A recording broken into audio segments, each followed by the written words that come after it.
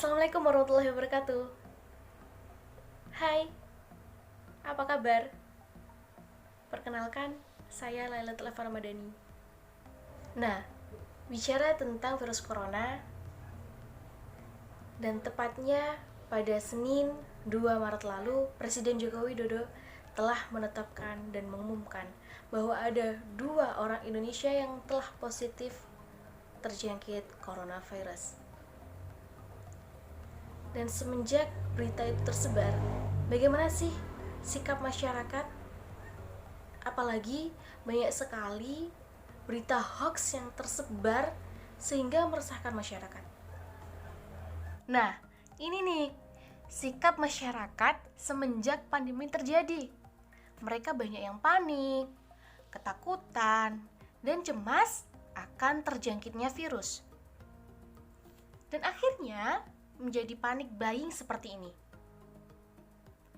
Mereka berbondong-bondong untuk membeli kebutuhan sehari-hari demi mencukupi selama masa pandemi.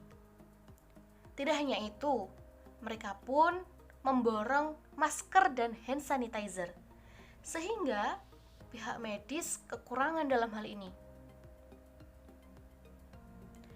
Tidak hanya sikap yang panik buying sebenarnya, namun mereka pun mengalami gejala abnormalitas, seperti halnya rasa khawatir atau cemas yang berlebih akibat sering menerima informasi mengenai virus corona.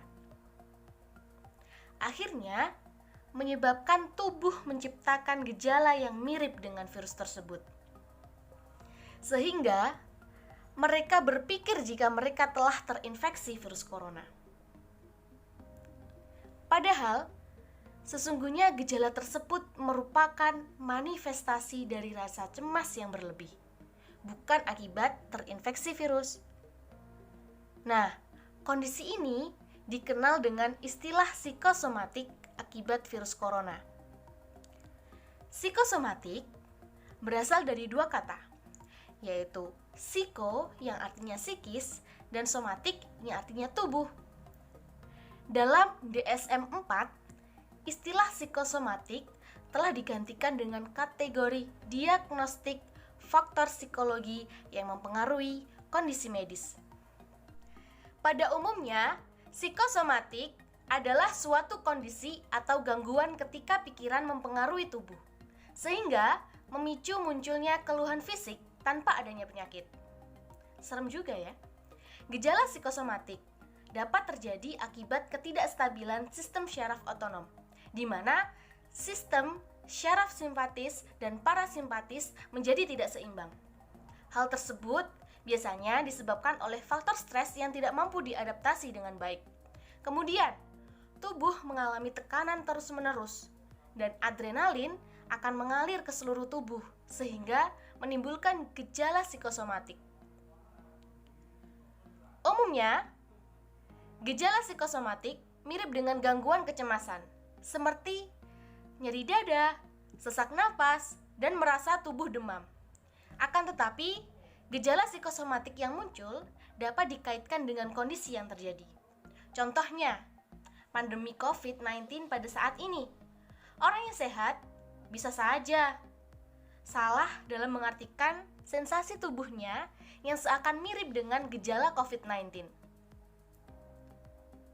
Ada nih, orang yang barusan melihat informasi mengenai coronavirus, ia akhirnya merasakan seperti, kok tenggorokanku sakit, hidungku berair, atau merasa tidak enak badan, batuk kering, demam, dan sesak napas.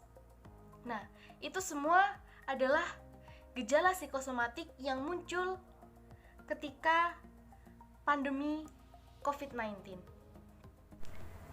Nah, ini nih tips mengatasi psikosomatik akibat virus corona. Yang pertama, cari sumber informasi yang dapat dipercaya. Nah, jadi ketika kita memantau perkembangan virus corona, sebaiknya baca dan tonton dari sumber yang terpercaya. Misalnya, WHO dan Kemenkes. agar terhindar dari berita hoax yang memungkinkan bisa lebih takut dan cemas ketika mendengar berita tersebut. Yang kedua, istirahat sejenak dari pemberitaan virus corona. Memang, memantau perkembangan virus corona itu juga penting. Akan tetapi, tidak sehat jika kita terus-menerus membaca, mendengar, dan menonton berita tersebut. Agar kita tidak terlalu cemas dan stres menangani pandemi ini, maka diperlukan beristirahat dari pemberitaan virus corona dari segala berbagai media sosial. Yang ketiga, berkomunikasi dengan orang terdekat, seperti orang tua, sahabat, atau mungkin kekasih. Dengan komunikasi ini, dapat menghilangkan rasa penat, stres, panik, takut, dan cemas akibat pemberitaan virus corona. Yang keempat, menjaga kesehatan dan kebersihan diri dengan baik. Nah, ini kan sudah dihimbau oleh pemerintah dan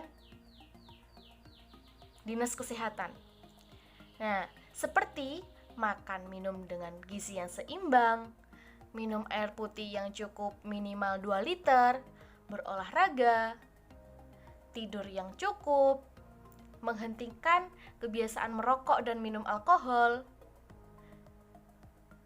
cuci tangan dengan air yang mengalir dan dengan sabun sebelum menyentuh mata, hidung, dan mulut, apalagi ketika mau makan. Dan menjaga jarak dengan orang sakit, serta menggunakan masker ketika keluar rumah atau mengalami gejala penyakit pernapasan. Nah, ini nih yang terakhir. Tetap berpikir positif. Nah, ini poin terakhir namun sangat penting ketika menghadapi pandemi seperti ini. Nah, mulailah dengan memberi sugesti positif sebelum dan sesudah tidur. Atau bisa juga dengan meditasi. Sekian sharing dari saya. Terima kasih dan mohon maaf jika ada salah kata.